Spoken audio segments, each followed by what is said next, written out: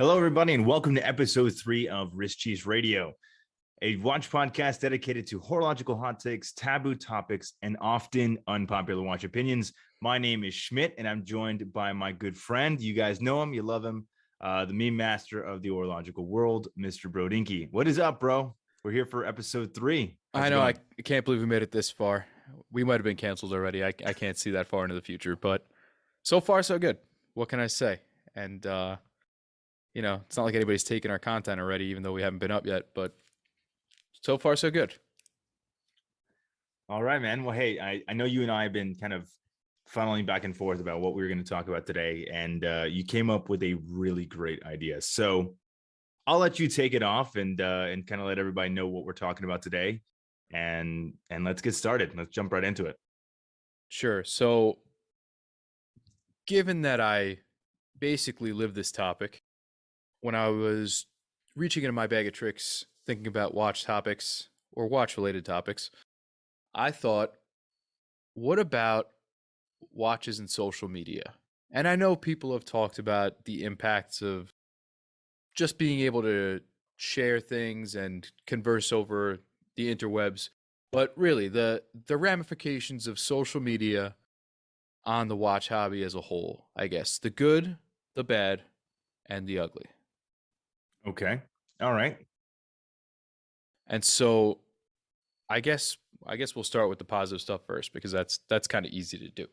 But clearly I have a little bit of a soft spot for this, because without social media, I can't hate it too much. It helped me get all the places I've been so far. And I also feel like it's helped shape me as a hobbyist and a collector a little bit. My pros were, I guess, with most areas of interest across the board, whether it's you're into sports, you're into different activities, hobbies, even a career. Social media has really kind of blossomed those areas, and it's opened up a lot of opportunities for people, which is really good. And it's also kind of given yourself a measuring stick to, put yourself up against. Not necessarily in this hobby where you're comparing yourself to other people a lot, but I mean, even in my personal career, there's a lot of people with similar pages out there. You could see what they're doing and kind of weigh it against yourself. Like, am I really pushing the envelope, or am I kind of resting on my laurels, or are there things I want to do that other people are doing and I need exposure to that? And I think it's good in those areas. And I think it's the same thing in hobbies like this, where how many people have the opportunity to go handle a Zin, right? Nobody. I mean, you have to go through watch buys here in the US. Where are you really going to have the opportunity to get your hands on one, or to see maybe some less scripted pictures, maybe off the cuff type stuff? Well, now you can just go to hashtags, pop in Zin 104 or something, and there you go. Right? You have that exposure. Right. You can get a feel for it in the wild on a wrist, maybe make a better decision of, oh, this is for me, this isn't for me. Because if you've ever bought from them, you get a little box in the mail from Watch Buys, and it says, if you take this sticker off, we're not taking it back. It's yours at that point. Right. So you're really kind of given a choice at that point. And that's just an example from my own experience. But I think social media has really brought this hobby specifically to the limelight a little bit, because not only do you have the watch spotting and exposure to a lot of pieces you'll never ever be able to experience on any level. I mean, I can't think of how many times I've looked at Paddocks and things like that. I'm never ever going to be handling those. That's just, it's out of my comfort zone. I don't even know where to go to find them, because with the whole scarce watch thing going on, who knows anymore. But it's cool that I can go and I could just go down the rabbit hole and check everything out. So for me, those areas have kind of always been a bright spot for me.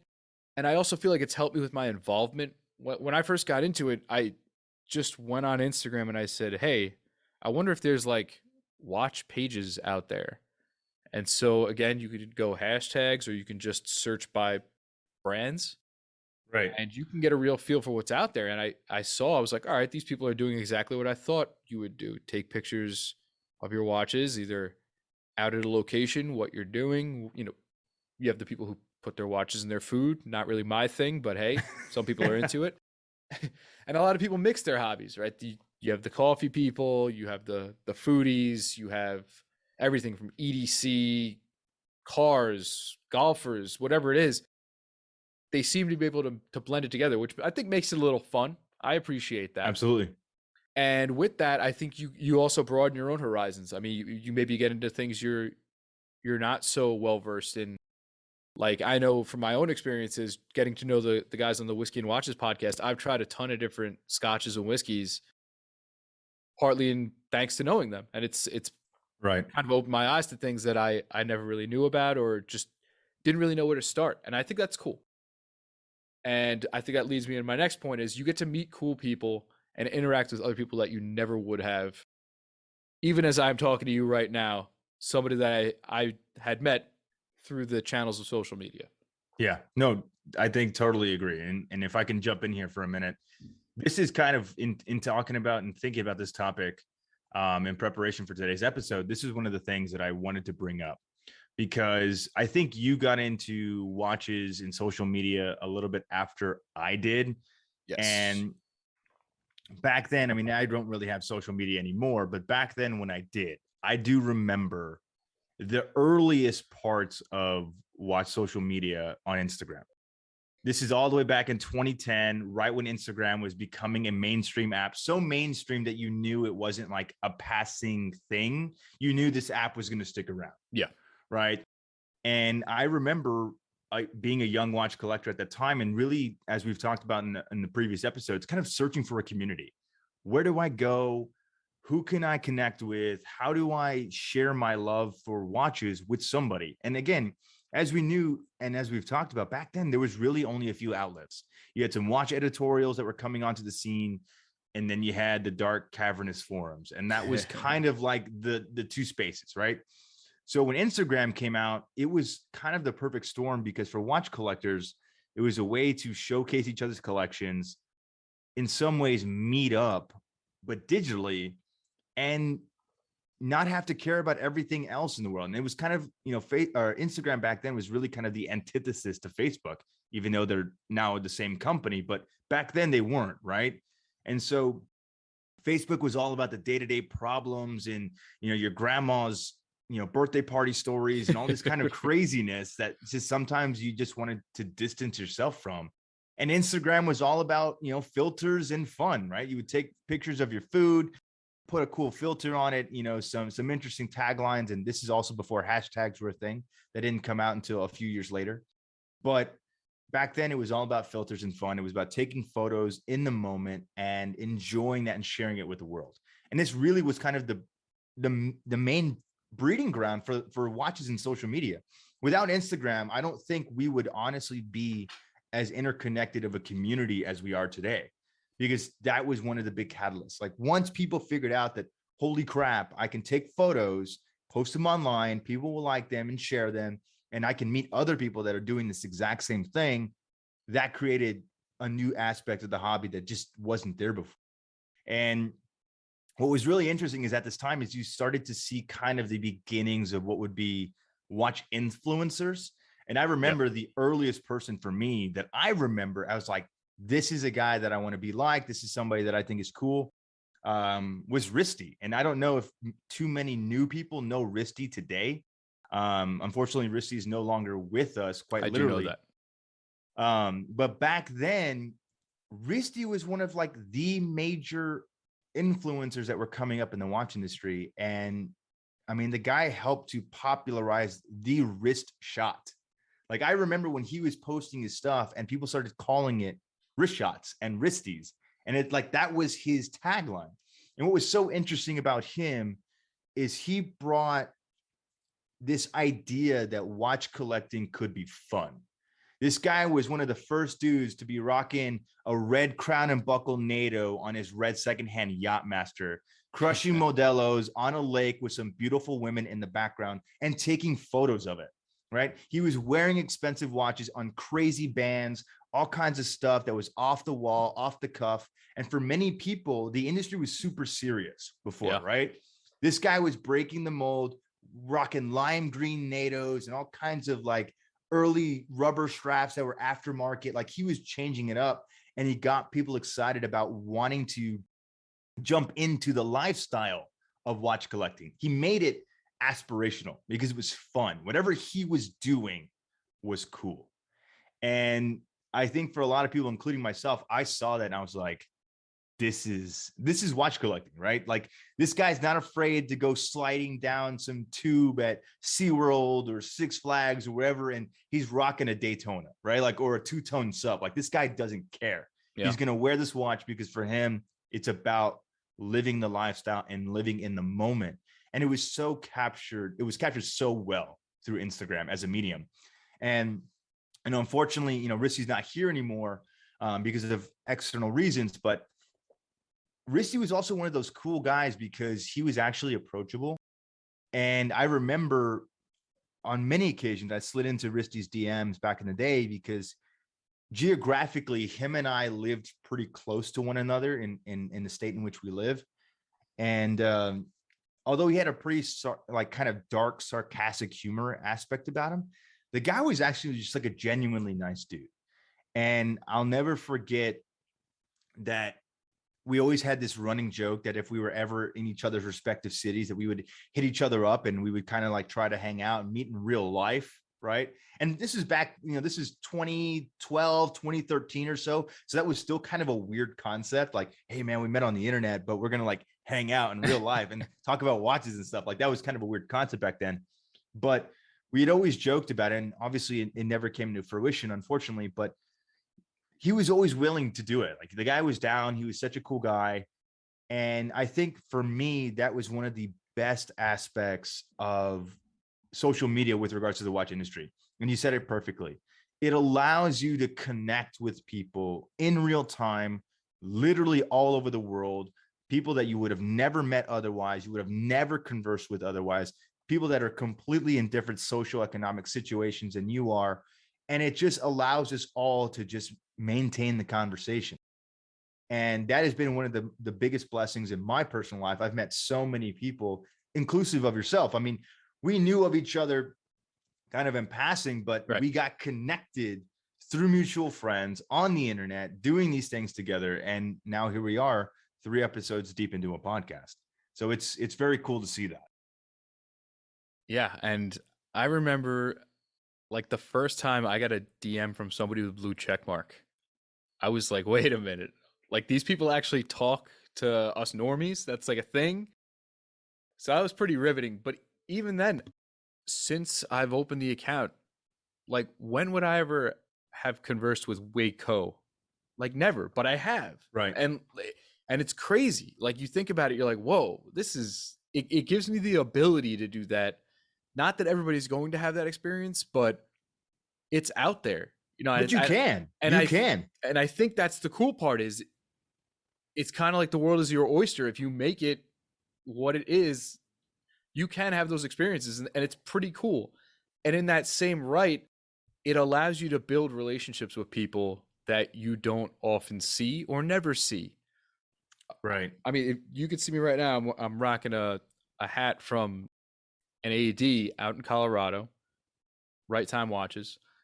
And what happened was I got a hat, a swag hat from Crown and Caliber. And I was, okay. Or maybe it was Barton. Anyway, regardless, I was wearing it golfing and I just happened to snap a picture of it. And they're like, and we had spoken before, but they're like, oh, we got to send you a Right Time hat. I'm like, yeah, sure. Whatever. Cool. All this time later, right? I'm on a first name basis with the family that owns it. We know each other's kids' names. I bought watches from them. Yeah. When I had my second son, they sent me a little baby bath thing. Like we are actual friends now. Yeah, you're tight. That's what I mean. Like how crazy is that? For people that I never would have ever known. Yeah. No, it's true. It's true. And I've been a repeat customer of theirs. Another one is now she goes by Angel City Time. When I first dealt with her, she was under Mrs. LA, like Los Angeles, and she's a dealer. She deals Rolex. That's who I got my Polar Explorer from. Again, somebody who I had spoken with before. And then one day on a whim, we were just chit-chatting Rolex things, and I had mentioned I was looking for an Explorer 2, and she said she had one.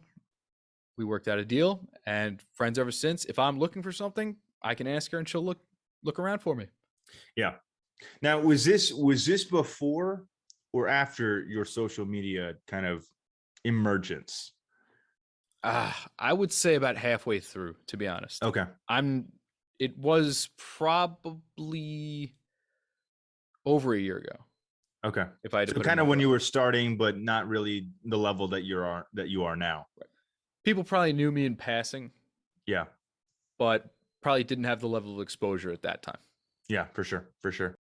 But it's so crazy how that works out, because I mean, I think of all the people that I've met in the industry, and all the people quite, unashamedly, the people that I've slid into their DMs and just been like, "Hey, what is up? I want to have a conversation with you." And what's so amazing to me about this is there's so many people willing to actually respond, which is something that I would have never, ever, ever, ever imagined. I'm talking about, CEOs of brands. I'm talking about people who are owners and major editors and chiefs of major watch publications. And I've just hit them up as a rando, as a normie, just somebody who's an enthusiast in this industry and just wanting to kind of consume more information and gobble up stuff and really connect with people outside of my immediate group, right? And just so many people have been incredibly professional, so nice to me, and have actually given me the time of day to converse. And not just like oh, thanks for reaching out, I'll never talk to you again. Like, we'll have like a multi-month conversation. Like, oh, sporadically over the next few months, we'll have an off and on conversation. They respond, I message, and it's kind of one of those things. And of course, that they're busy, so you leave them alone eventually. But the fact that people are willing to engage with somebody who really isn't anybody in the industry is so amazing to me. And I think that's one of the best parts of watch collecting is the community, right? It's one of the greatest aspects of it. It's also the worst aspect of it. So, bro, seeing as how you kind of started this off and you're getting into this, what would you say is the negative or not so nice aspect of social media with regards to watch collecting in the community? Well, I think you can go on any day of the week and catch the full gamut of great stuff to what I consider awful stuff. Right. And I think over the past week, we've seen that if done right, you can use it for good. Right. And I'm patting myself on the back here. Since the last episode, I put the Oris out to be one, the pink cotton candy bronze Oris. So far, in a few days, we have raised over the MSRP of the watch. Wow. All right. And that is not a cheap watch. No, it's not. It's not, So, especially not the bronze version. Right. So extremely proud of that. But I also think it shows how you said reaching out to people at brands, reaching out to people who do good things. If this is harnessed well, you can do some real good with that. Absolutely. Absolutely. On the other end of things, there's some less than desirable people out there. I mean, I think we've seen plenty of accounts go by the wayside that have been either, and I'll leave a little gray area there, I'll say either very misunderstood or just straight up labeled a scammer or something. I mean, first one always comes to my mind is Horology House. Yeah. That was literally in the back of my mind as soon as you were saying that. I'm like, H&H, baby. I think it's like what a synonymous scandal at this point. And then more recently, you have that whole, I don't even know what came of it with the timepiece gentleman, but yeah. The dealers. Yeah, good, bad, or indifferent. Like, I don't know. There's an underbelly to, I guess, both social media and a hobby like this one that hinges so much on large sums of money. Yeah. That it's always scary because even if somebody has a lot of good reviews or feedback, you never really know who you're getting into bed with when you're making a deal. Absolutely. And this is exactly true. We all learned this with your Horology House scandal. I mean, like, this guy was a social media influencer. He was a brand. Like, he had a cool logo. He was producing incredible content of watches. Like, this guy was what many people would consider extremely trustworthy. He was a face of the watch industry for a hot minute, and he was coming up and everyone knew who he was. Everyone was consuming his content. He was producing incredible video, macro shots, all this stuff of watches. And then just the huge, big Daytona scandal. Just like when it first dropped, I was like, there's no way. There has I to had be to a mistake. really read the details on that one. I was like, there's no way that this is happening with that guy. Is there another horology house that maybe could have been confused? No. And all of a sudden, that dude just fell off the face of the earth. Yeah. You know, just like, I mean, to this day, I don't personally know what happened. I never really followed up with it beyond, you know, the fact that they were like after him. But what happened? Scary to think. I mean, even then, I think that Daytona transaction was only in the range of 20 grand. Imagine nowadays. Yeah. I mean, we're talking $40,000, $50,000 for a steel ceramic Daytona. Life savings territory for a lot of people. Absolutely. Absolutely. And this is always my metric personally. A lot of people don't remember this back in the day, but John Mayer is heralded as one of like the greatest vintage collectors that's alive right now, right? Yeah. That dude got scammed. Everyone forgets about when John Mayer was in a huge beef with his vintage dealer who was basically supplying vintage Rolexes with modified parts. So they were technically like a Franken. Yeah, I mean, the thing that was kind of a gray area is technically they were OEM parts, but they weren't OEM to the watch when it was made. Okay. Right. And so, at least per my understanding, is John thought he was buying completely all original watches, right? Original dials, original bezels, original components, you know, hands, everything. And so when it came to find out later on that the watches were serviced and they were serviced with new OEM parts, but they weren't period correct or all these things, that's when the lawsuit happened. If John Mayer, one of the most prolific vintage collectors in the world of watches today, can get scammed, anybody can get scammed. That was always my metric. If that dude can get taken, and I think back then it was something like $250,000 in vintage Rolex that was like up for grabs in terms of like his losses. And that was what, 2013, 2014, something like that. Way long time ago. Before the kind of vintage pre-bubble. Rolex. Absolutely. Before vintage Rolex just exploded to astronomical levels. That dude got scammed for $250,000. And it was a big deal, because I think that for at least at that time, that checked a lot of people like, ooh, do I really want to get into vintage? Is this really the territory that I want to enter into, especially vintage Rolex, because it is so treacherous. Yeah, and that's always been I guess an area of apprehension for me, and that's why I guess it took me a while to get into even thinking about buying a vintage watch. I was always a little bit just on the fence. Yeah. I mean, how do you know? And how can you know? Even if you take it to a watchmaker, do I know that watchmaker is going to 100% be able to verify that this is correct, or at least to what it's been advertised as? Because I feel like the term original gets thrown around a lot. Oh, for sure. Nobody knows. Again, this is probably an unpopular watch opinion. I am convinced that very few people today in the industry know what all original really means, and specifically can identify it within the context of a watch sale. Okay. There's very few people to me that I would consider absolute experts that can identify this. And here's the thing. Even if you are an expert, you can still get duped. I mean, there's art experts in the world, and yet counterfeit art is a huge business all over the world. Counterfeit money. I mean, there's always ways to fool somebody. I was in a casino once, and a guy got nabbed for counterfeit bills. The only way they caught him, his fakes were so good, is that the dummy didn't change the serial numbers on the bills. And so when they came down to be counted, they got spotted all the same serial. But the fakes were that good. Wow. So it passed the dealer and made it into the money box before somebody caught it. Yeah. Wow.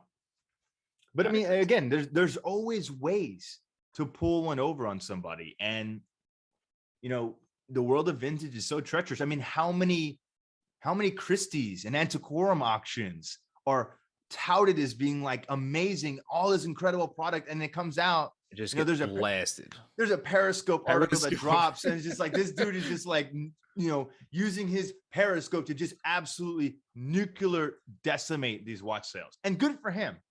I have a lot of respect for that dude. Sometimes I think he's a little too crazy with regards to like the whole industry's out to get everybody. Everyone's making fakes, and maybe it is. I don't know, but I love that dude. I really do appreciate what he brings to the industry because it is a sense of honesty, and that's another cool guy that I've DM'd over the years. I was gonna say I've talked to him. Super cool guy. Great dude. Super cool guy. Very knowledgeable. But you know, like, how do these things happen? How does it something get to Antiquorum and get to Christie's and has all this provenance and it turns out it's fake? It turns out it's modified. It turns out the movement was stamped with the incorrect topography and font for this respective year. And so it can't be this movement. It's been retrofitted into a watch or it's completely faked. How did we get there? The reality is people are that good. And then you just have loose definitions of things. Like, absolutely. For example, let's say a watch has an issue early on in its life. It gets serviced, replaced with the exact same part. I feel like you would still consider that an original watch. It's a new part, same part. If you opened it and said this part should be there, but I think it's a tough place to draw a line. It's not the original one it came with, but it's the right piece. Right. It's OEM, right? It's original manufacturer's equipment. And it's correct. Right? It is correct. But it may be produced later than the watch was produced, right? And that was kind of the part of the scandal with John Mayer is like the parts were technically, at least to my understanding, they were technically correct parts, but they were not correct for the year in which he was purchasing. And he was purchasing under these watches under the auspices that every single component was period correct.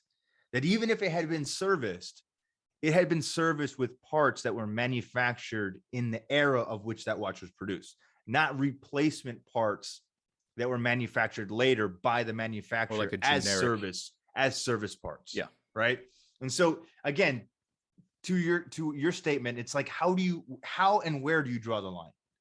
What's original? What's OEM?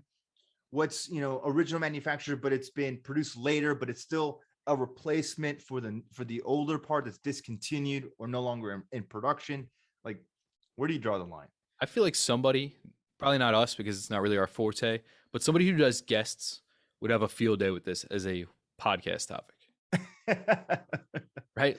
I mean, maybe, right? You could get a panel, I feel like, of a few people I have in mind and just see what they have to say about this stuff. I would be interested. I mean, again, I don't consider myself an authority on that to make a judgment call, but I would like to know who would be. Yeah. Because I want to know. I genuinely want to know. And this is the thing that I think would be interesting about this panel is I guarantee you every single one of their definitions will be different. There's something about that. It's just, it's one of those areas that is never, ever, ever brought up in the industry or talked about, frankly, unless maybe outside of some very specific circles. But it's just one of those things that like nobody's addressing it. Nobody's talking about it. And maybe it's not important enough to discuss because let's be honest, we touched on this last time. It's like, who's really has this much money to buy all these watches? Like a lot of these watches are super astronomically expensive. I can't get one. I can't go to my local vintage Rolex dealer and buy a Big Crown Submariner. It would literally bankrupt me, right? Like I don't have that kind of capital. So maybe it's just because very few people do.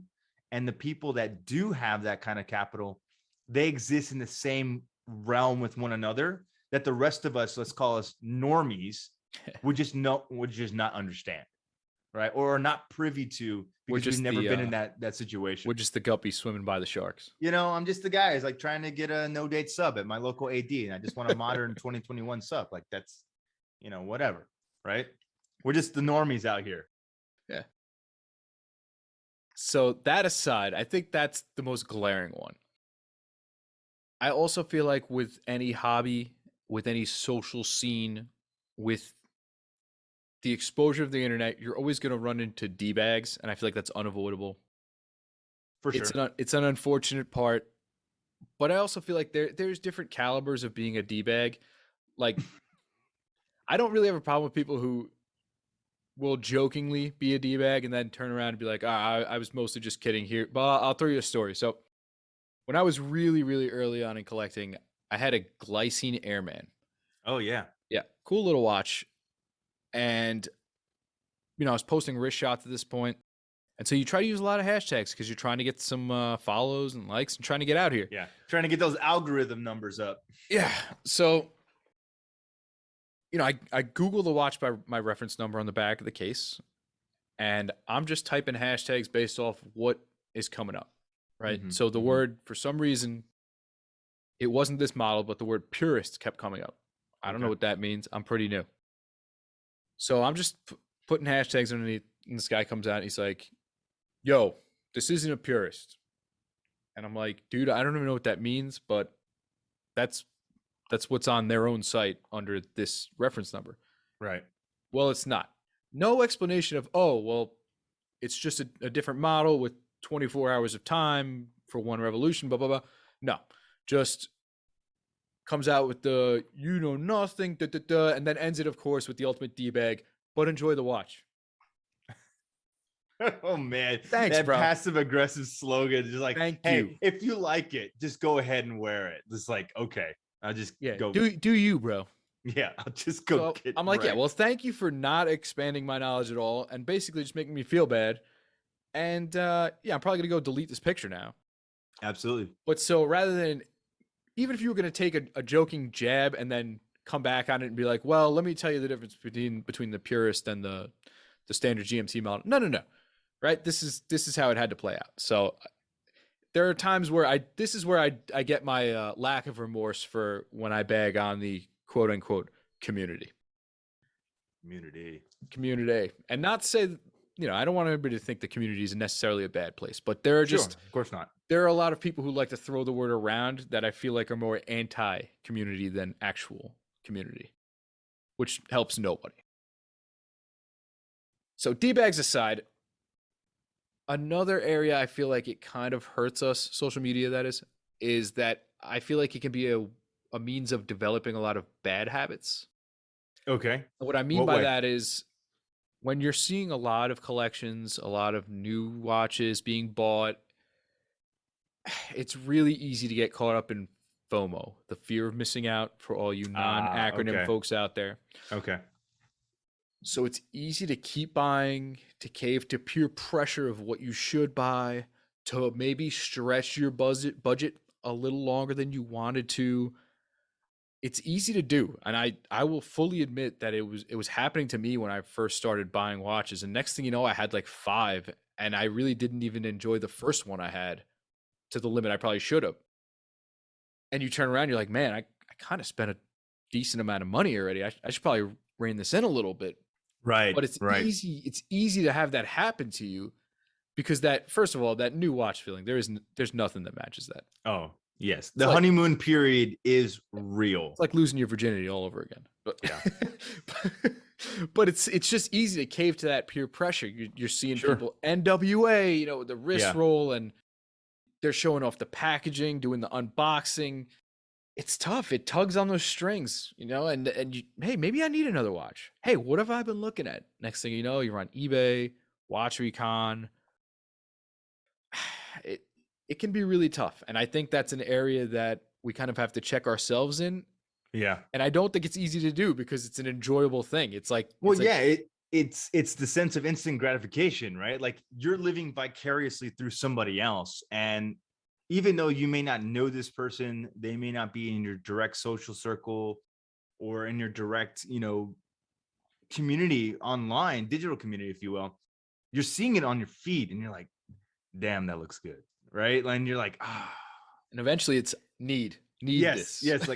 It's like, I've been wanting one. It's about that time. It's been a while. And you're like, oh yeah, I need this. Like I'm seeing it. I need it. I have to have it. Therefore, I'm going to go out and get it. And that was like, I mean, no shame in the game. Like, I get it. Like, that's what happened with me and my Speedmaster. It's like, I've been wanting one for years. And then an opportunity came up to get one. It's for a specific reason. And I was just like, oh, Time seems right. I was like, is there any better time like the present? Like, the answer is no. And to be honest with you, the CFO was like, this is not a good idea. This is not the right time. But I'm like, it's the right time. It has to be the right time. I'm going to do this. Right. And it worked out okay. Like, it worked out good. You know, I'm happy with it. It's just like, should I have done it though? Or should I have waited maybe just a little bit longer? I'm like, you know what? Jump in. As we said last time, don't be afraid to take the plunge. But yeah, hey, I bet there's a lot of people who wish they could do what you did. Yeah. For certain models of watch not that long ago. No, yeah, for sure. I don't know. It's just one of those things. Is like, you see it all the time. It's online, there till it's not. It's there till it's not, yes, my friend. Yes. But you're right. I mean, I had never actually heard the acronym FOMO, but it makes complete sense. And you're right. It's missing out on that next limited edition drop, that next, exclusive piece, that Houdinki Alpinist, that if you don't buy it now, some other guy's going to buy it and charge you 4 times the price for it if you want to buy it later. It's like, oh, man. But this is like, the problem with this is a self-perpetuating cycle. Yeah. Right? Like, we create the fear of missing out by then making people jealous that they did miss out and then punishing them for missing out, right? Like, and your alpinist, they're vowing to never do that again. Yeah, your alpinist story is a perfect example of this, right? Like, you're like, I bought it, I thought I loved it, I felt out of love with it, and then I sold it for more than what I paid for it, right? And people were like, yeah, I'll pay you double or triple, like, I want this watch.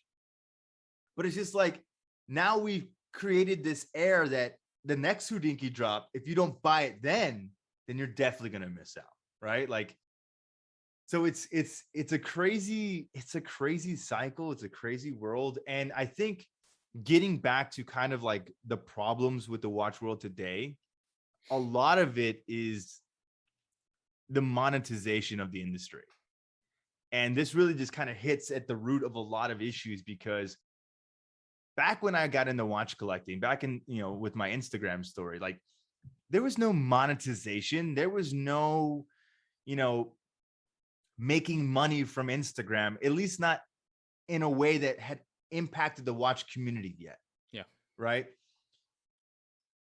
It wasn't until people like Risty kind of started appearing on the screen and on feeds that people were like, hey, maybe I can cut this dude a deal so he can promote my stuff. And I know that eventually, like, he started working with Crown and Buckle on some things back in the day, because he was like exclusively wearing their NATO straps. And back then they were really nothing to write home about. I mean, they were nice quality NATO straps, but they're not anything like the seatbelt ones they make today, right? Yeah, which those are really good. Infinitely better.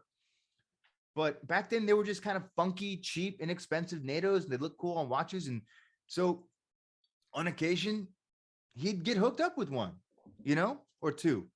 Wear it on your next lake trip, or wear it on your next adventure, doing whatever. And so, like, brands realized that they could attach themselves to these people and start creating, an aspect of the lifestyle, which, I'll be honest with you, I ordered tons of Crown and Buckle NATOs. I was like, this guy's doing it cool. I want some of those NATO action too.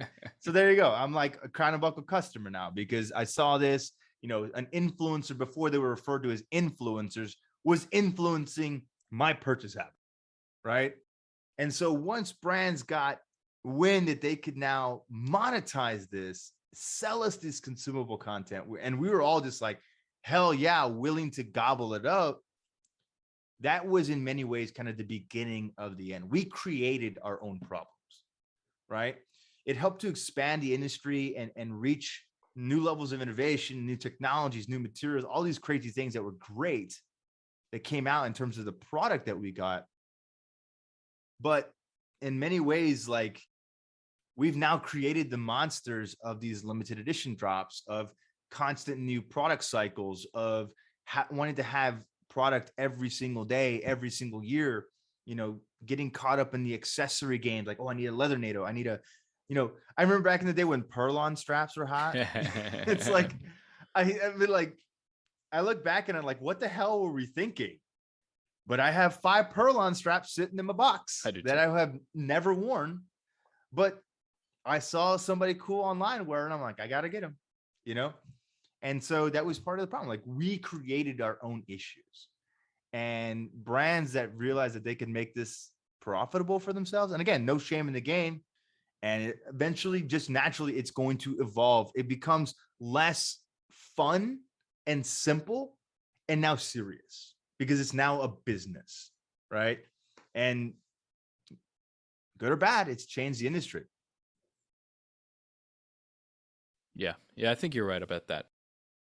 And I think another thing that goes kind of hand in hand with the, I guess, monetization, but also the concept of an image as far as who the watch collector should be. I almost feel like a lot of, I don't know if it's necessarily brands or lifestyle brands or luxury brands, they're trying to sell image. Oh, for sure. As if this watch is going to elevate you to a certain level, right, where people have high expectations now for ownership. And I feel like generally the return is low on that. And I don't know if people genuinely feel that way. I don't know if they maybe just go along with it and they're like, hey, I bought this watch and my life is great now. But I don't think buying a watch can cure everything that ails you. Sure. You know what I mean? Yeah. And I don't think it can escalate you to some level of existence just by owning it. I feel like it's a two-way street there. If you're going to have this great watch and you're going to be a great person, you kind of have to be on both ends there. You can't have one and expect the other. Yeah, for sure. But I feel like that's always been something that I think that a lot of people have a problem with that in general. And it goes back to celebrity endorsements and the large sums of money that change hands. Yeah. But again, we're willing to consume it. Yeah. I mean, that's the other aspect of it, right? Like, look how many No Time to Die Seamasters have been sold.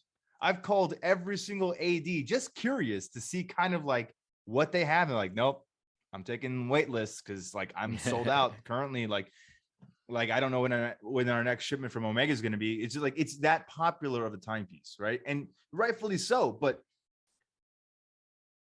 it's a watch for a fictional super spy. Like, James Bond's not real, and yet we all love the timepiece, and we love it so much we're willing to buy it. Okay, so we fall into the trap of the marketing. We fall into the trap of the lifestyle, and fall into the trap of the movie and everything, all the hype that's associated with it. We allow it to happen, right? So you said it right. It's a double-edged sword. It's a catch-22. Like, this is something that we create for ourselves. And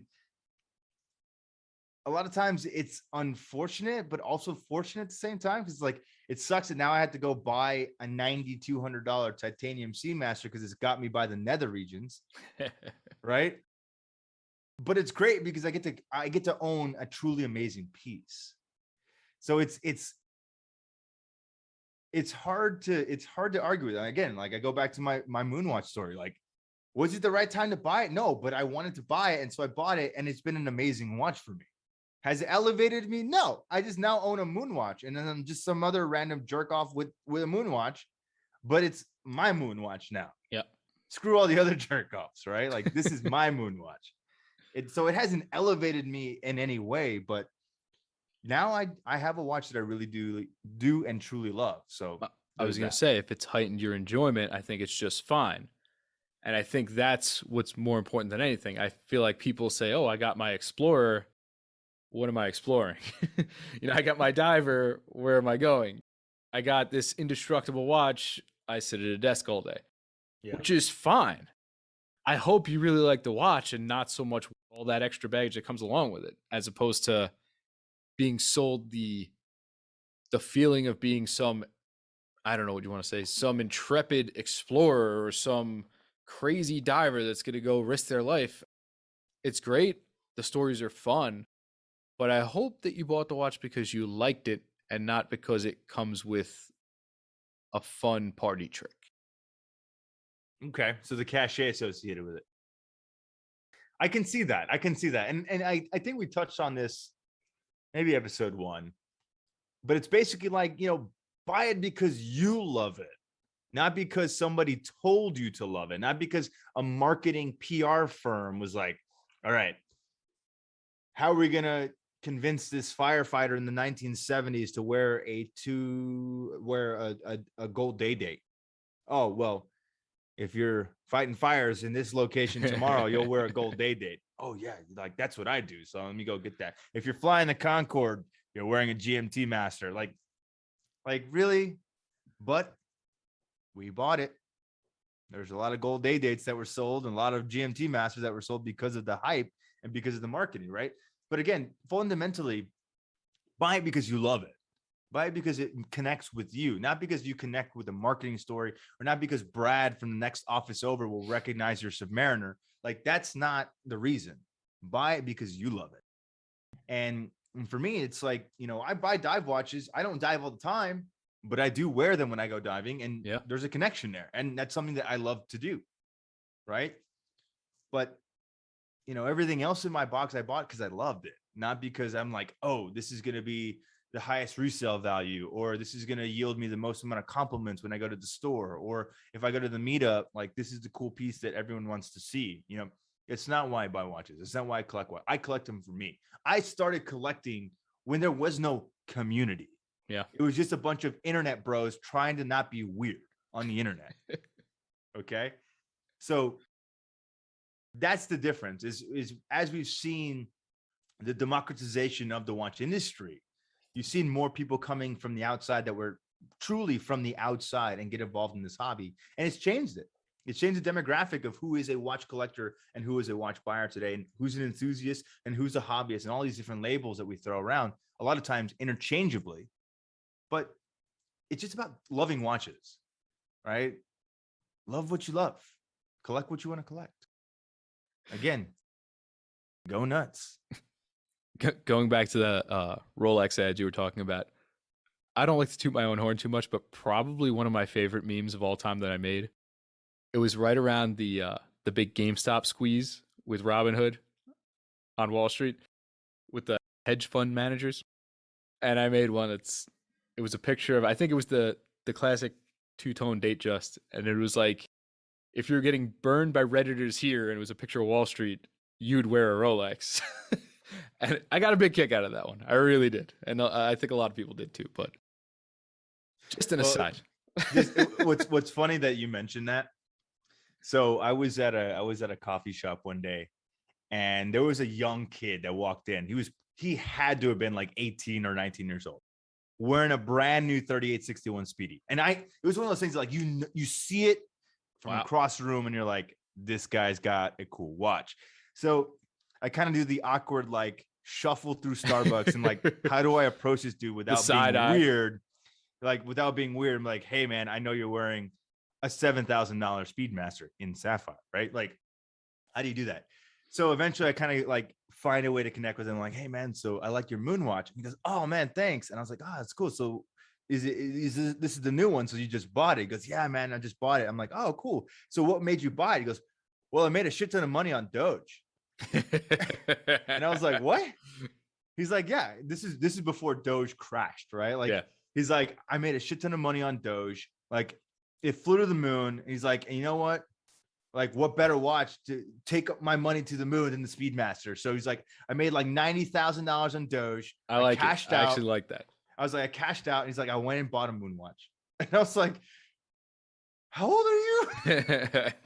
And he didn't answer me, but I knew this kid was young. And I was like, this dude made 90 grand on Dogecoin and then spent 7, bought a moon watch, and just like kept the rest of it. I'm just like, I'm in the wrong. Yeah, what am I doing? They're like, I'm in the wrong industry. But it was the most epic thing. He's like, yeah, we're going to the moon, bro. So I bought the moon watch. And I was like, I feel you, bro. If he could have got a Snoopy, he could have got the Doge and the Speedy You In know, one like shot, that would have been pretty sick. that would have eaten a lot 90 more into his grand, he could have budget. 90 grand, he could probably He swing could that. he could have done it. He could have done it, but that would have eaten a lot more of his budget Yeah, for for sure. sure. But it was just such a funny interaction. He's like, yeah, bro. He's like, Doge to the moon. So about the moon watch, bro. And I was like, cool, man. You've been cycling through too much Reddit. Yeah. I like it though. That's I a mean- better connection than most people have for a reason to buy a watch. I'll give it to him. Right? I mean, at least he was honest about I'll it. allow it. And at least he picked a good watch. Yeah. Right? Like not some do not a lot some- worse. Yeah, you could. First nice watch. There's a lot of shitters out there. So I guess appropriately we can now head on to the ugly. We touched on the good. We Okay. touched on the bad. Moving to the ugly. And I guess this would be, I don't know how you describe it. The stuff you almost don't even want to see, but you wind up seeing it for one reason or another. I mean, running a humor-based account, people send me things of all varieties. Let's just call it all variety. I will just label it all varieties. But whether it's somebody wants me to make fun of something or somebody is like, can you believe this exists? Trust Yeah. me, it's somewhere in my DMs. So along these lines, I'll throw you the accounts that like to post their watch with their significant other's body parts, Oh yeah. accounts that are, I guess, trying to take advantage of, I don't want to say take advantage of people, but just, I guess, peddling really strange things. Watch cleaning spray, for example. Yeah. What is up with the damn watch cleaning spray? Soap it's just not good enough anymore. I can't imagine it's any different than what people spray on their sunglasses. Like, I mean, it's like your Oakley spritzer that you can get free refills on at Sunglass Hut. Like, just, is it really that different? Like, is this a thing? The stupid like cellophane that people want to put over their clasps to like keep them That's from another like new I just like, what is happening? This is that monetization I was talking about, like the most ridiculous things, and yet people buy it. People consume it. They want to have it. And so these guys are emboldened to make more cellophane cling wrap stickers for your Submariner bezels. Like, come on, guys. It's a watch. And I guess all those things kind of go hand in hand. So you have strange products, and then if you're going to push a strange product, what do? You talk to an influencer, right? Somebody who at least thinks they have a ton of pull and can sway people. Yeah. Right? You have some people that are just clamoring for Insta fame. Clout. I guess that's what, I guess I don't really have a problem with people trying to get big, but like, if I feel like they're doing it and just kind of using watches as a way to get there, as opposed to, and I don't try to gauge people's level of involvement, but when it seems like it's just not even there, and that it might not even be their watches, it rubs me a little bit the wrong way. I'm not gonna lie. Yeah. You know, and like I've mentioned before, I don't like to deem people watch person, not watch person, in, out. I understand why people do, but don't abuse my hobby, okay? Yeah.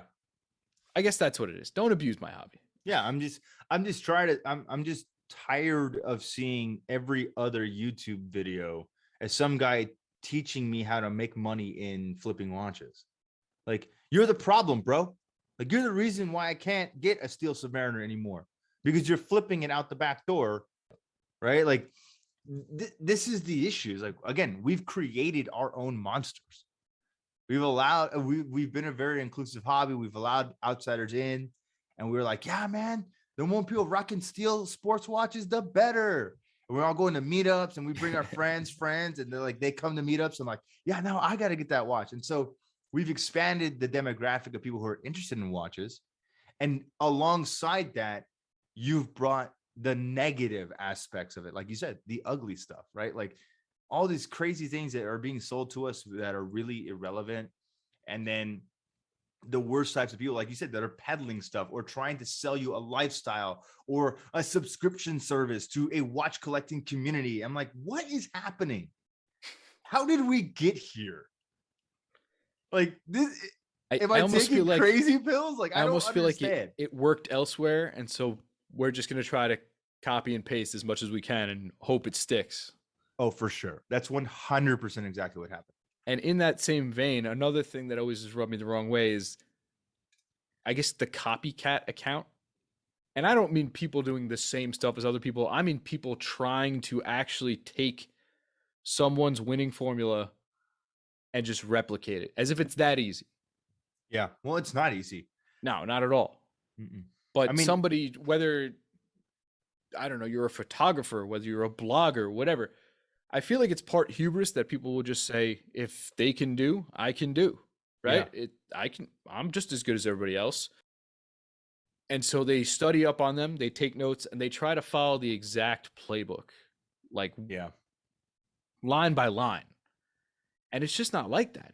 There's a level of disingenuousness that comes with that I think is pretty transparent, but maybe some newer people who don't have a reference to the original said person or blog or, I don't know, work, whatever it might be, they don't have that original reference, so they think it's the new one. It's like when a new song gets released with a sample of an old song, Oh, yeah. and the kids think that's the original. Yes. Yes. Okay. I see what you're saying. Yeah, Yeah. exactly. Like, So- oh, this artist made that sample track and they're really talented, but it's like they're just co-opting it from a previous generation and sampling it for their song. Yeah, you're like, no, that was a song a long time ago with a really good artist. Come and here, now- young blood. Let's show you what this song is Yeah, actually time to break about. out the YouTube. No. Right, right, exactly. But yeah, I guess the copycats, and then I guess the straight up thieves. You have people, and I think it's so strange. And for some reason, it happens a lot with the female accounts that I follow. I guess because large male population in the hobby, they're thinking males are going to be attracted to female accounts, so let's just copy them. But they literally will take your picture, Yeah. slap it on an account, and name it either something close or something entirely different. And it's like borderline identity theft. It's pretty strange. It is identity theft because I mean, you and I have all seen it. How many accounts that will say, repost with credit? Oh, right? God, don't get me started on this. I mean, but it's true. Like, you take the time to take a photo, to set up your backdrop, to put in your light box, to do all these things. Because let's be honest, the guys and girls who are really trending in the watch world that are brilliant photographers, they're the ones that have a pretty big following. Yeah. Like I can think of several people right off the top of my head that are just phenomenal photographers, whether they're professional or not. Shout out to Dagbert, the guy who shoots for a blog to watch. Like all his photos, insane. Like so good. He shoots incredible photos. There's another guy that I follow casually.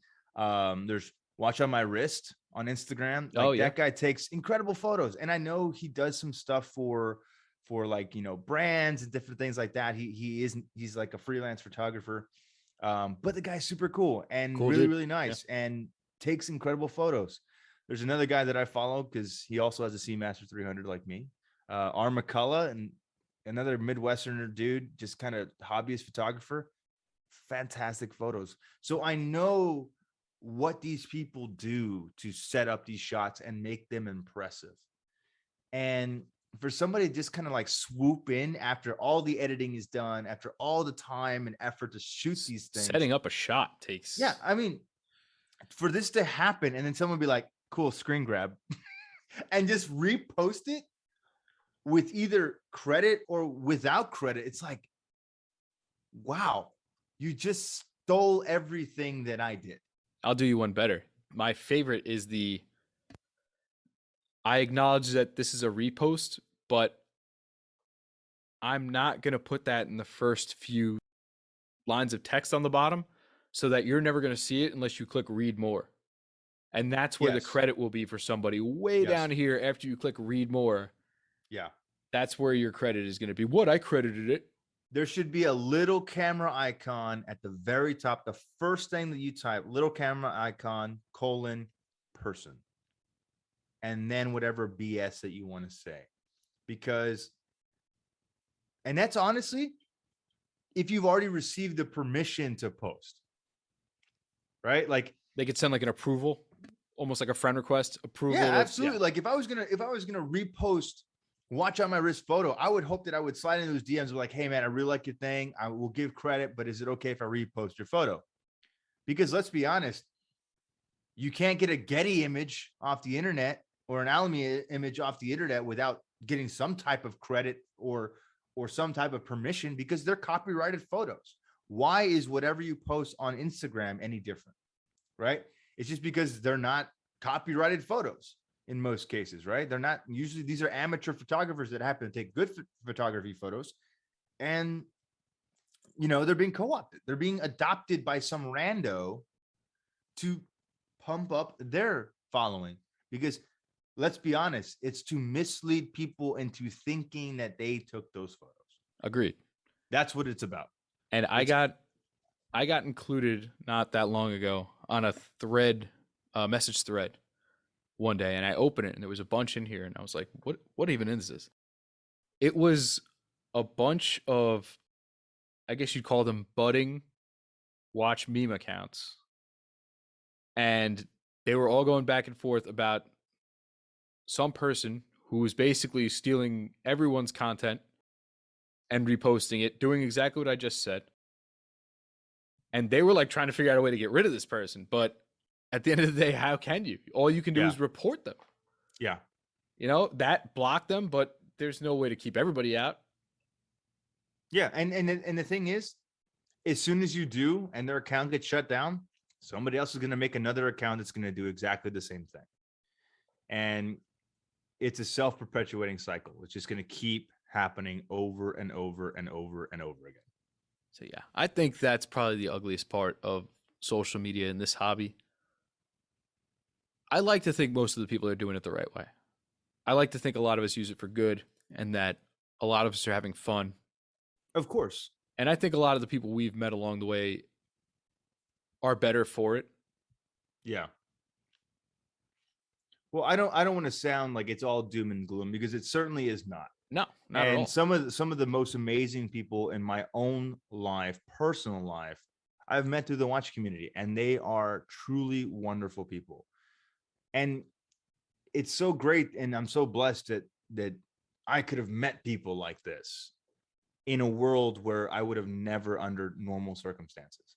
So as much as it can be dark and ugly and scary and just like the worst sides of people, the industry can also be incredibly inclusive, welcoming, wonderful, and just amazing if you find those right people. Okay. Don't get sucked into the horology hype house nonsense where you're going to get scammed or you're going to get lied to, you're going to get betrayed, because that's what happens. Like, try to meet people, try to connect with them in a real way, and see how that works out, because that's where the beauty lies in this hobby, is the good people. The rest of them, not so good people, are just the worst. Unfortunately, hard to differentiate at times. I know. It's difficult. It's difficult for everybody. Yeah. And I guess that's just across the board for all the content you consume. And I guess that would be my message, would be careful who you follow, what you take in, because it always seems kind of like more is better, but I would say it's not. I kind of like the less is more idea. And as a result, I've pared back. Originally, I wanted to follow everybody that followed me. That was like my thing. And I was probably up in the 9,000s, and I was like, I can't do this. I was like, first of all, my feed is way convoluted. Second of all, I'm getting way too much that I don't want. So I've really pared that back to, I guess, people that I want to keep up with or that I know personally. Yeah. Accounts that I feel like are doing great things or that I genuinely enjoy or that make my day better. Yeah. And then, I keep up with some brands because I need news. If I'm gonna be on top of the meme game, I need news. Yeah. You're doing the Marie Kondo of your Instagram organization. It's like, does this spark joy? Yes. Okay. You get to stay in my feed. Hey, if not, boom. Gone. Marie Kondo is my watch collecting spirit animal, to be honest. I feel the same way about my collection. Does this spark joy? Does this nope. spark joy? Nope. Sold. Goodbye. Every collector should just live their life like Marie Kondo. It's like, hey, you know what? Let me go through my watch box, and if it doesn't make me happy, it's time to move her on. And maybe it moves on to somebody else that will be happy with it. You know, And maybe it it's makes all place about balance. It's makes all a about a place for balance. for something that you really want. You know, there it is. There it is. All right, my friend, is there anything else you want to tell the good folks at home with regards to today's topic? Anything else you want to shed light on or pass some last minute knowledge and insight? I don't think so. I think we touched on most of it, but I think I would like to just go back to what you were talking about and say it's always easy to speak negatively about something because for some reason the human condition just allows us to dump on things much easier than to lift them up. And I think that Yeah. goes back to like grade school. Like I don't know if you ever had any teachers that always allowed you to give feedback and then they kind of turned it around on you and they're like, why was it so much easier to crap all over your peers than to say something nice? It's Right. always easier to nitpick. And I think we're all guilty of that as far as watches go too, because there are people out there who will complain that an affordable watch has a movement that's plus minus 30 seconds a day, when realistically, I think most of us are pretty happy to just be in the correct minute, Yeah.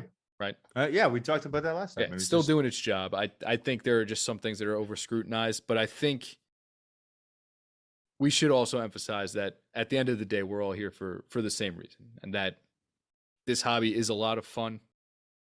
And I know I'm very thankful for it because it's provided me a lot of opportunities personally, and I guess from an exposure standpoint of experiences that I don't think I would ever get. And so I'll always have a soft spot of that part of the hobby in my heart. yeah. But I think it's a great place. And I really do value all of the relationships I've built and all of the people who I interact with daily, even if I can't maybe keep up with all of you or I forget to throw back a DM. Just know you're part of what makes it fun for me. And I'm glad that I can return the favor at times. Dang, man. You're gonna make me tear up. You're gonna make me tear. No, I mean, just to piggyback off on that, and the last thing I'll say on today's episode is just like, you're right. I mean, this is a beautiful hobby, but it's only as beautiful as we make it. So do your hardest to surround yourself with amazing people that love this hobby as much as you are, as much as you do. And I've been very fortunate and blessed that that's been the case. I've been able to meet some incredible people, and I wouldn't trade it for anything in the world. And it's so good finally that I've been able to really take something that was a weird kind of fringe passion of mine and meet other people who felt exactly the same way that I do about this weird fringe passion. And to those I've met in my personal life and in the world and in the industry, you guys are amazing people. I wouldn't have it any other way to have met you guys. You guys are amazing, and I love you guys. You guys are the best. So to all my fellow watch fam out there, keep grinding, keep hanging out, keep sharing, keep creating content, and keep pushing forward this hobby for the better, because we all benefit from it when we do. I don't think there's a better way to end it than that. Then let's take us out, man. Take us out. All right, all you good folks at home, as always, it's been real. Until next time, Wrist Cheese Radio, out.